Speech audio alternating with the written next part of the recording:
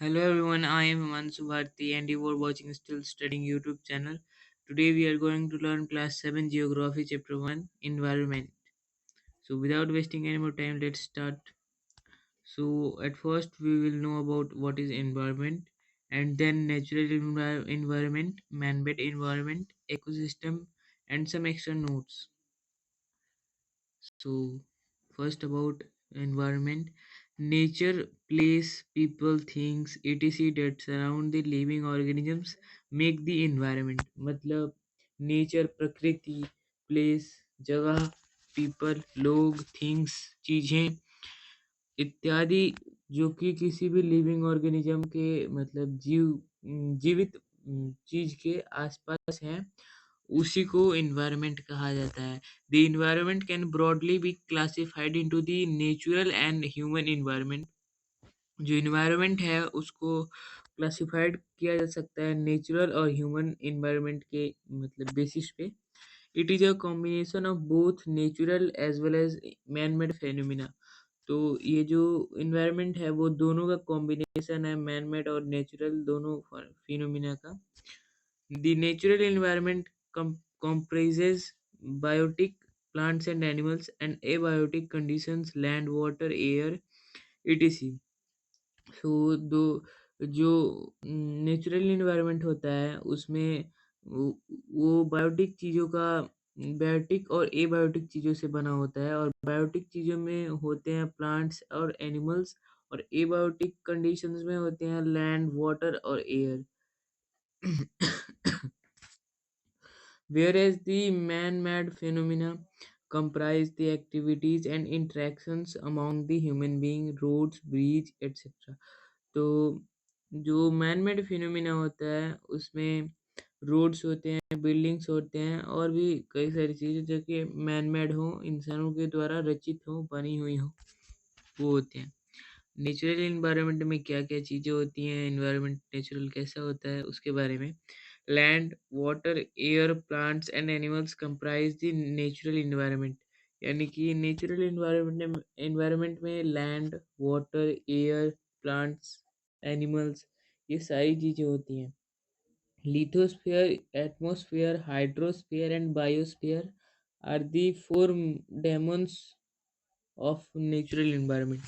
जो लिथोस्फीयर हो गया, एटमॉस्फेयर, हाइड्रोस्फीयर, बायोस्फीयर, ये चारों डोमेन्स होते हैं नेचुरल इन्वायरमेंट के. इसको आपने क्लास 6 में पढ़ा होगा इन सब को. The lithosphere is the solid crust और outermost layer of the earth where we live. तो जो लिथोस्फीयर है वो एक सॉलिड क्रस्ट होता है, कह सकते हैं एक लेयर होता है, जो कि अर्थ के अपर मतलब एकदम ही बाहरी हिस्से पे, सबसे जो बाहर में हिस्सा है लैंड का, उसको हम लिथोस्फेयर कहते हैं. और इसमें इसी के ऊपर हम रहते हैं, और इसी में लैंडफॉर्म होते हैं जैसे माउंटेन्स, प्लेट्यू, प्लेन्स, वैलीज, ये सारे इसी में होते हैं. अब है हाइड्रोस्फीयर के बारे में. The hydrosphere is the domain of water. Hydrosphere में पानी होता है. It comprises water bodies like rivers, lakes, seas, oceans etcetera. तो हाइड्रोस्फीयर में रिवर्स, नदियाँ हाइड्रोस्फीयर में नदियाँ, लेक्स, तालाब, सी, समुद्र, ओशियंस, सागर, ये सारी चीज़ें हाइड्रोस्फीयर में होती है. हाइड्रोस्फीयर मतलब होता है कि पानी. अब है atmosphere. The atmosphere is the thin layer of air that surround the earth. जो एटमॉस्फेयर होता है वो अर्थ के ऊपर लेयर होता है एक एयर का पतला सा, उसको एटमॉस्फेयर कहा जाता है. It protects us from the harmful rays and scorching heat of the सन.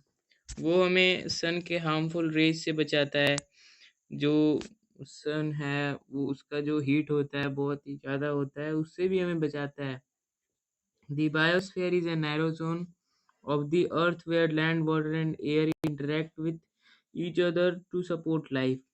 तो बायोस्फीयर क्या होता है? बायोस्फीयर में सारी चीज़ें एक दूसरे से इंटरेक्ट करती हैं. बायोस्फीयर एक नैरो जोन होता है जहाँ पे अर्थ वेयर लैंड मतलब अर्थ का नैरो जोन होता है जहाँ पे लैंड, ज़मीन, पानी, हवा, सारी चीज़ें इंटरेक्ट करती हैं लाइफ को सपोर्ट करने के लिए, लाइफ को पॉसिबल बनाने के लिए. अब है व्हाट इज इकोसिस्टम। इकोसिस्टम क्या है? The relation between the living organisms as well as the relation between the organisms and their surrounding from form the ecosystem.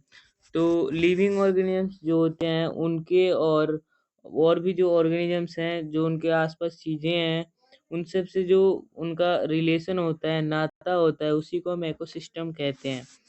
There could be an ecosystem of large rainforest, grassland, desert, mountains, lake, river, ocean and even a small pond. तो ecosystem एक बड़ा सा rain forest भी हो सकता है, grassland भी हो सकता है, डेजर्ट्स भी हो सकते हैं, माउंटेन्स, लेक्स, रिवर्स, ओशियंस, ये सारी चीज़ें हो सकती हैं और इवन जो एक छोटा सा पोंड होता है वो भी हो सकता है इकोसिस्टम। अब है ह्यूमन इन्वायरमेंट के बारे में। Human beings interact with the environment and modify it according to their needs.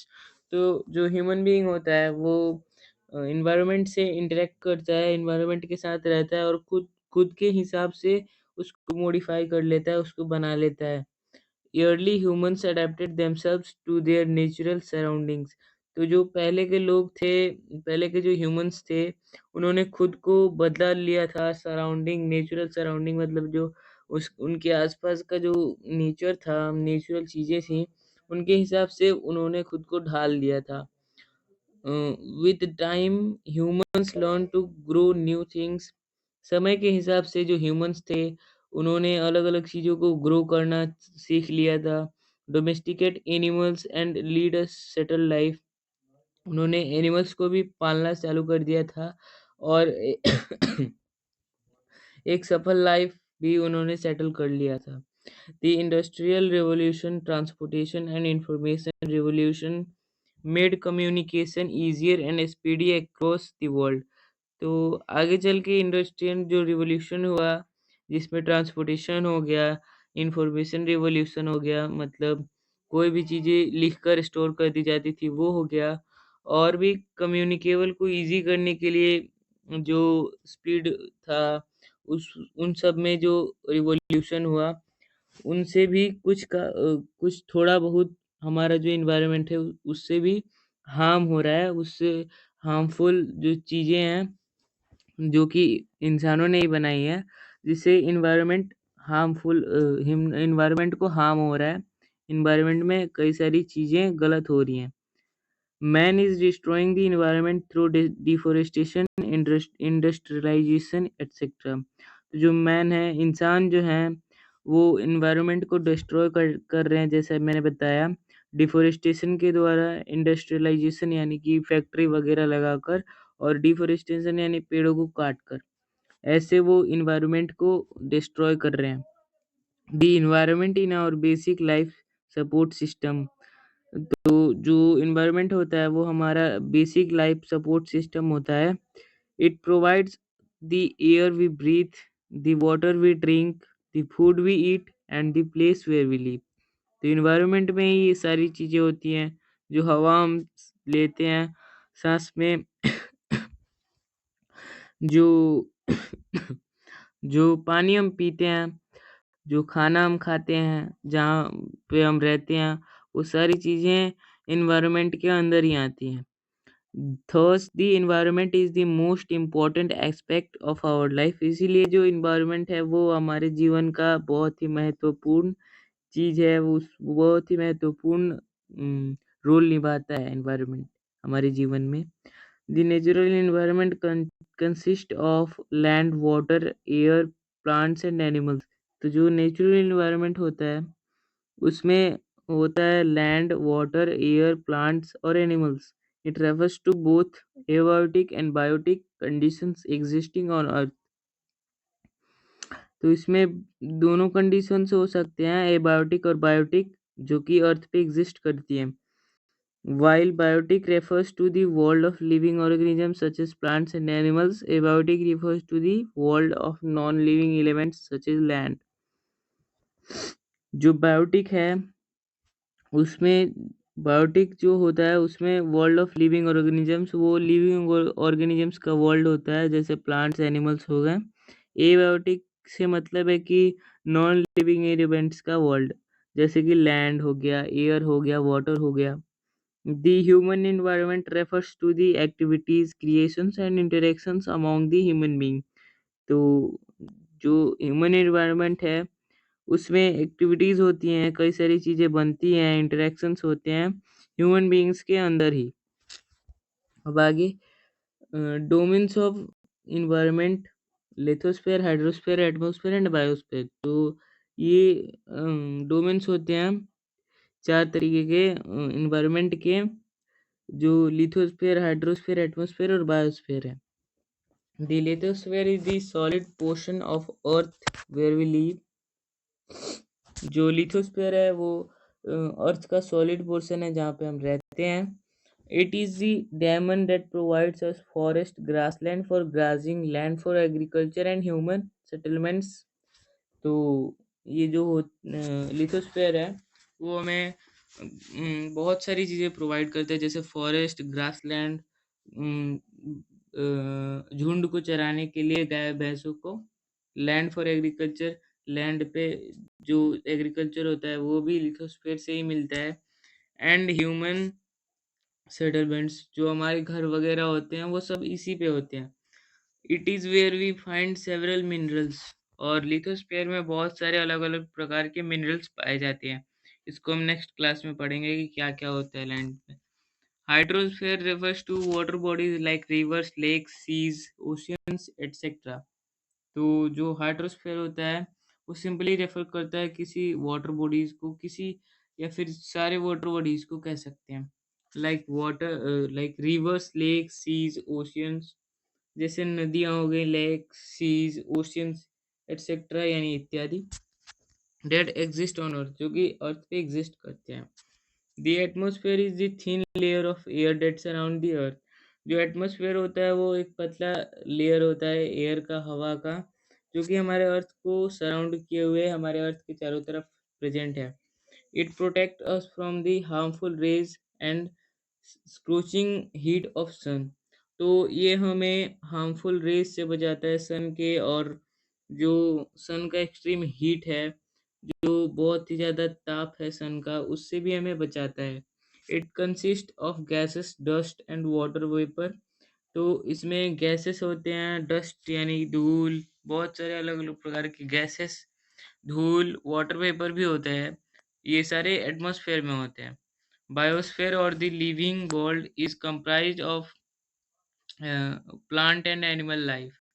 तो बायोस्फीयर या फिर लिविंग वर्ल्ड प्लांट और एनिमल के लाइफ का कंप्राइज, यानी कि उसको क्या कहते हैं, मिलन होता है एक तरह से।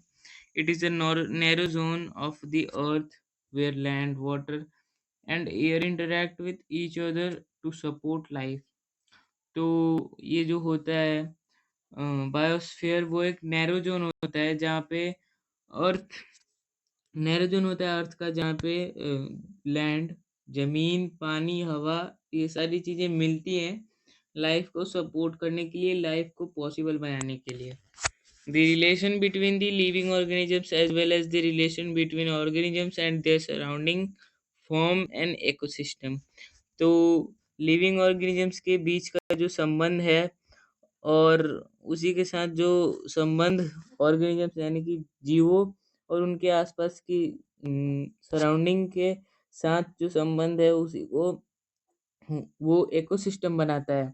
N ecosystem can be found in lakes. Ecosystem को लेक्स में, माउंटेन्स में, ओशियंस में, पोन्ड में, इन सारी चीज़ों पे पाया जा सकता है। Human beings modify the natural environment as per their needs. जो ह्यूमन बीइंग्स होते हैं वो अपने इन्वायरमेंट को अपने ज़रूरत के हिसाब से मॉडिफाई करते रहते हैं, बनाते रहते हैं। अब यहाँ पे कुछ नोट्स हैं जिसका आप स्क्रीनशॉट ले सकते हैं। ले लीजिए स्क्रीनशॉट अगर आपको स्कूल में लिखना है तो। अब उसको मैं बता रहा हूँ, इम्पोर्टेंट नोट्स हैं ये, आपके चैप्टर के ही हैं। इन्वायरमेंट क्या होता है? The place, people, things and nature that surround any living organisms is called the environment. मतलब कि इन्वायरमेंट वो चीज़ होता है, जैसे प्लेस, प्लेस हो गया, जगह हो गया, लोग हो गए, चीज़ें हो गई, और जो प्रकृति हमारे या फिर किसी भी लिविंग ऑर्गेनिजम्स के आसपास है, उसी को इन्वायरमेंट कहा जाता है। Biotic, it refers to the world of living organisms such as plants and animals. तो बायोटिक का मतलब ये होता है कि लिविंग ऑर्गेनिजम्स का वर्ल्ड, जैसे प्लांट्स और एनिमल्स का वर्ल्ड है, सेम वैसा ही biotic. Abiotic, it refers to the world of non living elements such as land. तो एबायोटिक का मतलब होता है नॉन लिविंग एलिमेंट्स का वर्ल्ड, जैसे कि लैंड हो गया। अब लिथोस्फेयर क्या होता है? Lithosphere, it is the solid crust और the hard top layer of earth. तो लिथोस्फेयर एक सॉलिड क्रस्ट होता है और अर्थ के ऊपर का हार्ड टॉप लेयर होता है, मतलब सबसे ऊपरी सतह, और हार्ड होता है ये। हाइड्रोस्फेयर क्या होता है? It refers to the water bodies like rivers, lakes, seas, oceans etcetera on the earth. तो हाइड्रोस्फेयर से ये समझे हम कि हाइड्रोस्फेयर का मतलब ये होता है कि वाटर बॉडीज जैसे रिवर्स, लेक्स, सीज, ओशियंस जो कि अर्थ पे हैं। एटमॉस्फेयर क्या होता है? It is this thin layer of air that surround the earth. तो एटमॉस्फेयर का मतलब ये होता है कि एक पतला हवा का लेयर जो कि अर्थ के सराउंड में है, अर्थ को सराउंड किए हुआ है। इकोसिस्टम क्या होता है? The relation between the living organisms as well as the relation between the organisms and their surrounding form an ecosystem. तो इकोसिस्टम कब बनता है? जब लिविंग लिविंग ऑर्गेनिजम्स के बीच में जो रिलेशन होता है, और उसी के साथ साथ ऑर्गेनिजम्स और उनके आसपास का जो वातावरण होता है, सराउंडिंग होता है, उनके साथ जो रिलेशन बनता है, उसी उससे इकोसिस्टम बनता है। अब है बार्टर सिस्टम। बार्टर सिस्टम एक ट्रेड है, और trade in which goods are exchange without the use of money. मतलब एक ऐसा सिस्टम जिसमें ट्रेड हो, व्यापार हो, बिना पैसे के यूज से, जिसमें गुड्स यानी कि जो अम, बेचा या फिर खरीदा जा रहा है वो एक्सचेंज होता हो बिना उसमें मनी यूज किए। तो ये था हमारा आज का टॉपिक, और आज का टॉपिक खत्म होता है। कोई मिस्टेक हो तो सॉरी, और आप मिस्टेक को कमेंट बॉक्स में लिख सकते हैं। आपसे मिलेंगे नेक्स्ट वीडियो में, तब तक के लिए बाय बाय।